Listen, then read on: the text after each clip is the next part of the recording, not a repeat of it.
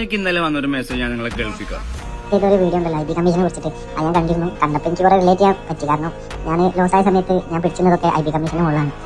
കാരണം I B കമ്മീഷൻ്റെ കാര്യം അറിയും. പിന്നെ കഴിഞ്ഞതിന് ശേഷം ഞാൻ കുറച്ച് ആൾക്കാരൊക്കെ പഠിപ്പിച്ചെടുത്ത് ഗ്രൂപ്പ് ക്രിയേറ്റ് ചെയ്ത് അതിലൂടെ കുറേ ആൾക്കാർ എൻ്റെ അണ്ടറിൽ ട്രേഡ് ചെയ്യാൻ തുടങ്ങിയപ്പോഴാണ് എനിക്ക് ഐ ബി കമ്മീഷൻ എത്രത്തോളം വരുമെന്നൊക്കെ മനസ്സിലായി തുടങ്ങി.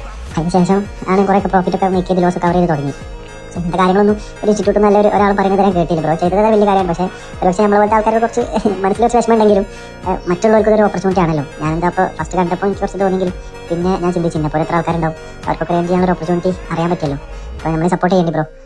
ഇത് തന്നെയാണ് ഞാൻ നിങ്ങളോട് പറയണത്. എല്ലാവർക്കും മാർക്കറ്റിൽ പ്രോഫിറ്റ് കിട്ടിക്കോളണമെന്നില്ല, പക്ഷെ മാർക്കറ്റിൽ എല്ലാവർക്കും അവസരമുണ്ട്.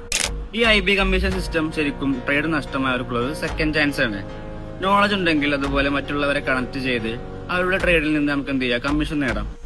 അവൻ പറഞ്ഞ പോലെ പബ്ലിക് ആയിട്ട് വന്നിട്ട് ഒരാളുടെ കാര്യം അങ്ങോട്ട് പറയില്ല. ബിക്കോസ് ഇത് ട്രേഡ് അല്ല ബ്രോ, ഇത് സിസ്റ്റം മനസ്സിലാക്കുന്നവർക്കുള്ള ഒരു ഇൻകം മോഡലാണ്. സോ ഗൈസ്, എനിക്ക് നിങ്ങളോട് പറയാനുള്ളത്, ട്രേഡർ ആയിട്ട് ചിലപ്പോൾ ലോസ് ആയിട്ട് ഇരിക്കുന്നവരുണ്ടാവും. അവർക്കും കൂടി ഉള്ള ഒരു ലാസ്റ്റ് ചാൻസ് ആണിത്. But don't quit the market, change your position in the market. Trade ചെയ്യാതെ ഏൺ ചെയ്യാനുള്ള ഒരുപാട് വഴികളുണ്ട്. That's I B commission. ഇതുപോലത്തെ ഇൻഫോർമേറ്റീവ് വീഡിയോസിന് വേണ്ടി എന്നെ ഫോളോ ചെയ്തോളൂ, സപ്പോർട്ട് ചെയ്തോളൂ. അപ്പോൾ ഓക്കെ ഗൈസ്, ബൈ.